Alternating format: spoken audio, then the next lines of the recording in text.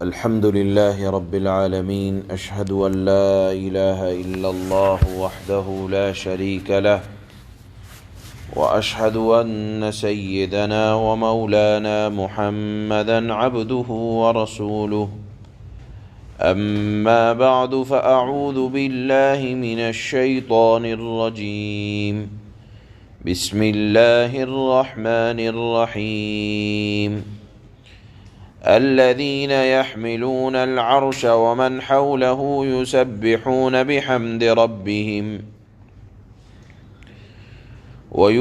بحمد ربهم ويؤمنون به ويستغفرون للذين آمنوا ربنا وسعت كل شيء رحمة وعلما فاغفر للذين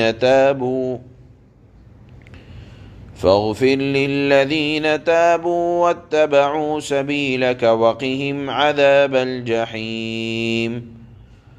ربنا وأدخلهم جنات عدن التي وعدتهم ومن صلح من آبائهم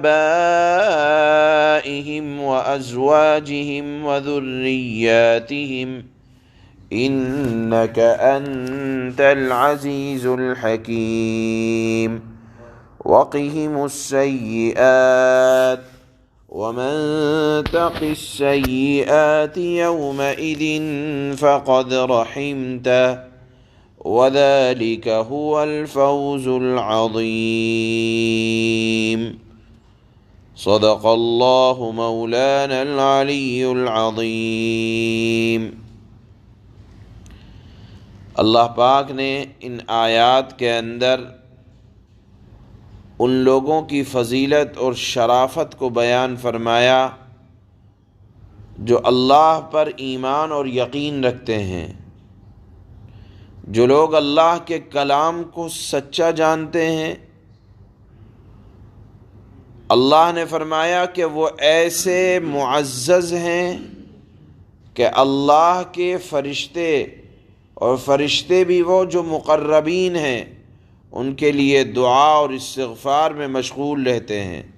معلوم یہ ہوا کہ اللہ کے نیک بندوں کے لیے اللہ کے مقرب فرشتے جو عرش کو اٹھائے ہوئے ہیں، اللہ نے فرمایا الذین یحملون العرش، جو فرشتے اللہ کے عرش کو تھامے ہوئے ہیں، اسی طرح وہ فرشتے جو اللہ کے عرش کے ارد گرد موجود ہیں، یا طواف کرنے والے بے شمار فرشتے جن کی غذا صرف اور صرف اللہ کی تسبیح اور تحمید ہے، اور جو مقربین اللہ کے دربار کے مقرب فرشتے ہیں اور اللہ پر اعلیٰ درجے کا ایمان اور یقین رکھتے ہیں، ایسے اللہ کے مقرب فرشتے اہل ایمان کے لیے دعا کرتے ہیں۔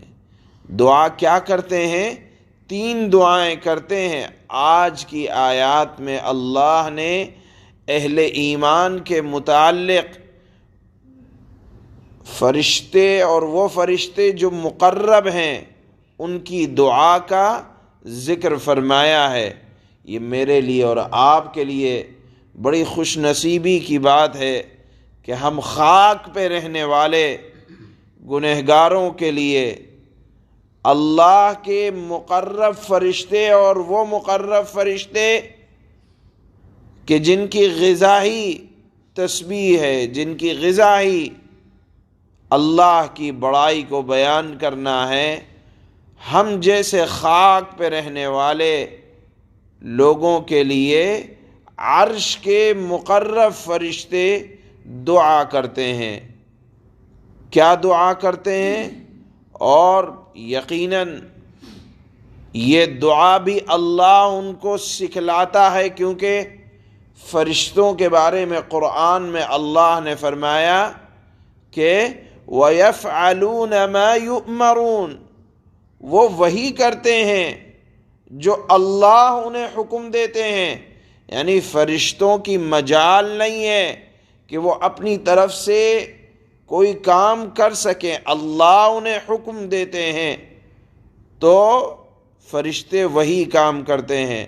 سبحان اللہ، کیا عزت افزائی ہے خاک پر رہنے والے مؤمنین کے لیے، کیا عزت و شرافت ہے کہ خطائیں اور لغزشیں اگر ہو جائیں تو اللہ کے ملائکہ مقربین بارگاہ الہی میں ان کے لیے غائبانہ طور پر دعا کرتے ہیں۔ کیا دعا ہے؟ وہ دعا یہ ہے، ربنا وسعت کل شیء رحمہ۔ وہ دعا یہ کرتے ہیں کہ اے اللہ، آپ کا علم ہر چیز کو گھیرے ہوئے ہے، کائنات کے ذرے ذرہ کا علم آپ کے پاس ہے، ہر چیز پر آپ کا علم محیط ہے۔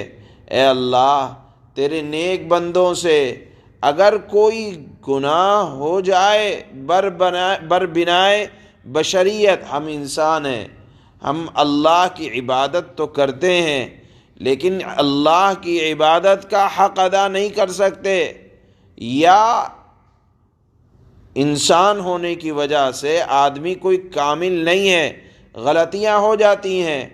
تو اگر سچے ایمان والا اگر کوئی بربنائے بشریت کوئی غلطی ہو جائے، کوئی چوک ہو جائے یا عبادت کا حق ادا نہ کر سکے تو فرشتے یہ دعا کرتے ہیں، فاغفر للذین تابوا، اے اللہ ان لوگوں کو معاف کر دے جو آپ کے دربار میں توبہ کرتے ہیں، یعنی گناہ ہونے کے بعد اس گناہ پر جمے نہیں رہتے بلکہ آپ سے معافی مانگتے رہتے ہیں۔ اے اللہ، آپ انہیں معاف بھی کر دیں۔ ان کی صفت یہ ہے کہ واتبعوا سبیلک، وہ آپ کے راستے پر چلتے ہیں۔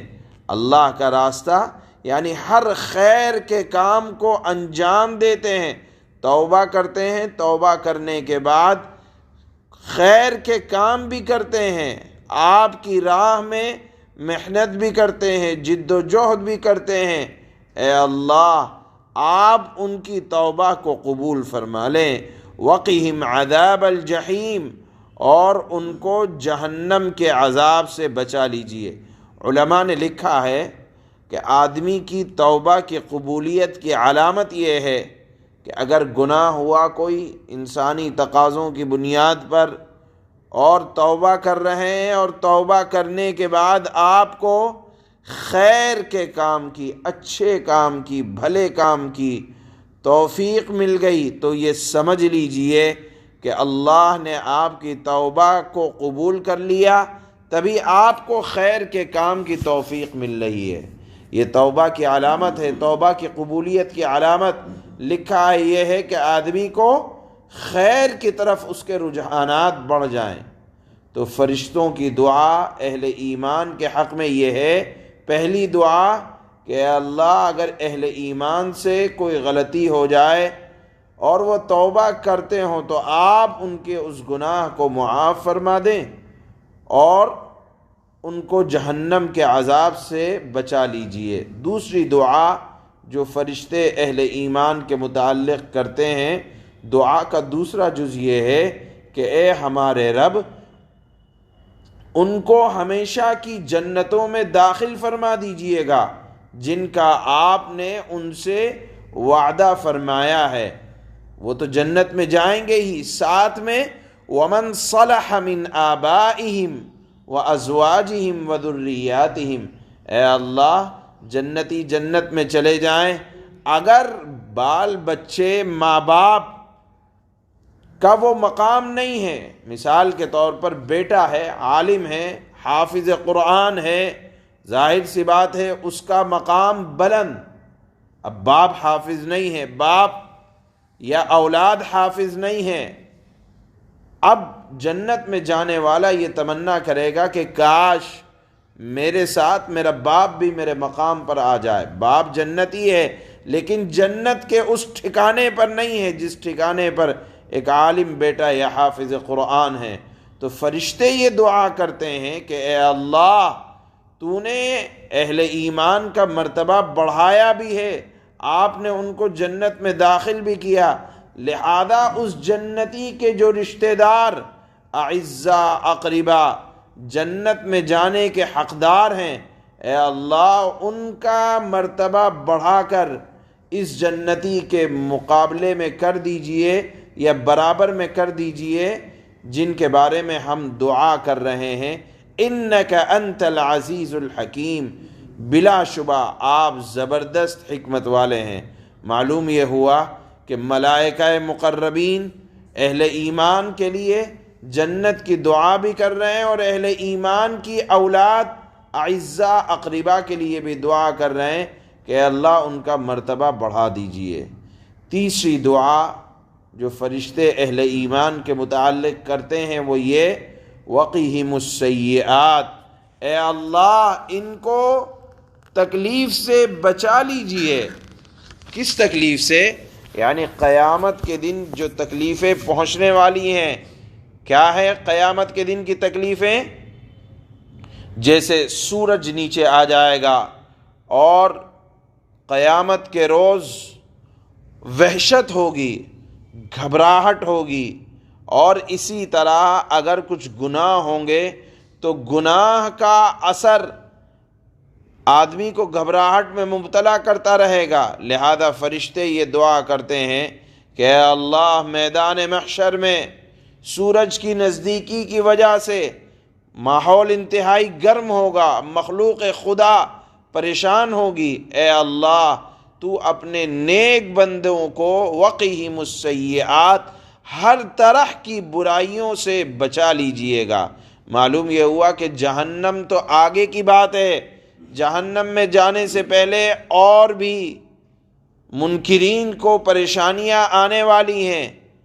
اللہ کے نیک فرشتے اہل ایمان کے متعلق یہ دعا کرتے رہتے ہیں، اے اللہ میدان محشر کی ہر طرح کی برائی سے آپ ایسے نیک بندوں کو بچا لیجئے گا۔ اس کے بعد اللہ نے فرمایا وَذَلِكَ هُوَ الْفَوْزُ الْعَظِيمُ، یہی بڑی کامیابی ہے۔ کامیابی اگر کوئی جاننا چاہتا ہے تو یہی ہے کہ آدمی میدان محشر میں ہر طرح کی برائیوں سے بچ جائے، اللہ کی رضا اس کو مل جائے۔ بہرحال آج کی ان آیات میں اللہ نے اپنے خاص مقربین فرشتوں کی دعاؤں کا ذکر فرمایا ہے کہ جو خاص مقربین فرشتے اہل ایمان کے لیے کس انداز میں دعا کرتے رہتے ہیں، ان دعاؤں کا ذکر اللہ نے آج کی آیت میں فرمایا۔ 3 دعائیں ذکر فرمائی ہیں اللہ نے فرشتوں کی۔ ایک تو یہ ہے کہ اگر اہل ایمان سے کوئی غلطی ہو جائے اور وہ توبہ کرے تو اے اللہ اس کی توبہ کو قبول فرما دیں، اس کی خطا کو معاف فرما دیں۔ دوسری دعا وہ یہ کرتے ہیں کہ اے اللہ اہل ایمان کو آپ جنت میں جگہ عطا فرمائیں، اور ساتھ میں ان کے خاندان والوں کو بھی جو جنت میں جانے کی صلاحیت رکھتے ہیں ان کے ساتھ مقام و مرتبہ عطا فرمائیں۔ تیسری دعا یہ کی ہے کہ اے اللہ ہر طرح کی میدان محشر میں ان سے تکلیفوں کو دور فرما دیجئے گا۔ ان دعاؤں کا ذکر ان آیات مبارکہ میں ہے۔ چنانچہ اللہ فرماتے ہیں الذين يحملون العرش ومن حوله يسبحون بحمد ربهم ويؤمنون به ويستغفرون للذين آمنوا ربنا وسعت كل شيء رحمة وعلما فاغفر للذين تابوا واتبعوا سبيلك وقهم عذاب الجحيم۔ وہ فرشتے جو عرش کو اٹھانے والے ہیں یا اٹھائے ہوئے ہیں، اور وہ فرشتے جو عرش کے ارد گرد موجود ہیں، کتنے ہیں ان کی شمار نہیں کیا جا سکتا، لا تعد ولا تحصى، اتنے فرشتے ہیں۔ وہ سب اپنے پروردگار کی تعریف کرنے کے ساتھ ساتھ اپنے پروردگار کی تسبیح کرتے رہتے ہیں، اس پر ایمان رکھتے ہیں، اور جو لوگ ایمان لائے ہیں یہ فرشتے ان کے لیے مغفرت کی دعا کرتے رہتے ہیں۔ کیا دعا ہے؟ ربنا وسعت كل شيء رحمة وعلما فاغفر للذين تابوا واتبعوا سبيلك وقهم عذاب الجحيم۔ دعا یہ کرتے ہیں کہ اے ہمارے پروردگار، تیری رحمت اور علم ہر چیز کو گھیرے ہوئے ہے، اس لیے اے اللہ جن لوگوں نے توبہ کر لی ہے اور تیرے راستے پر چل پڑے ہیں، یعنی توبہ کرنے کے بعد نافرمانی پر نہیں جمے ہوئے بلکہ ہر خیر کے راستے کو اپناتے ہیں، کوشش کرتے ہیں، محنت کرتے ہیں، اللہ کا قرب حاصل کرتے ہیں، تو اے اللہ ان کی بخشش فرما دے، انہیں دوزخ کے عذاب سے بچا لے۔ ربنا وادخلهم جنات عدن التي وعدتهم ومن صلح من آبائهم وأزواجهم وذرياتهم إنك أنت العزيز الحكيم۔ اور وہ یہ دعا کرتے رہتے ہیں کہ اے پروردگار انہیں ہمیشہ رہنے والی ان جنتوں میں داخل فرما جس کا آپ نے اے اللہ ان سے وعدہ کیا ہے، نیز ان کے ماں باپ اور بیوی بچوں میں سے جو نیک ہوں انہیں بھی اہل جنت کے ساتھ جنت میں جگہ عطا فرما۔ یقیناً تیری اور صرف تیری ذات وہ ہے جس کا اقتدار بھی کامل ہے اور حکمت بھی کامل ہے۔ وَقِهِمُ السَّيِّئَاتِ وَمَن تَقِ السَّيِّئَاتِ يَوْمَئِذٍ فَقَدْ رَحِمْتَهُ وَذَلِكَ هُوَ الْفَوْزُ الْعَظِيمُ۔ اور اے اللہ فرشتے دعا کرتے ہیں کہ اے اللہ ان کو ہر طرح کی برائیوں سے محفوظ رکھ۔ یہاں برائیاں دنیا کی بھی ہو سکتی ہیں اور آخرت کی بھی ہو سکتی ہیں، یعنی اے اللہ ان کو دنیا اور آخرت کی تمام برائیوں سے بچا لے، اور اگر برائی ہو جائے تو ان کو معاف فرما دے، اور اس دن جسے تو نے برائیوں سے محفوظ کر لیا یعنی قیامت والے دن، اس پر تو آپ نے بڑا رحم فرما دیا، اور یہی یعنی قیامت کے دن جسے آپ برائیوں سے بچا لے، یقیناً یہی زبردست کامیابی ہے۔ سبحان اللہ۔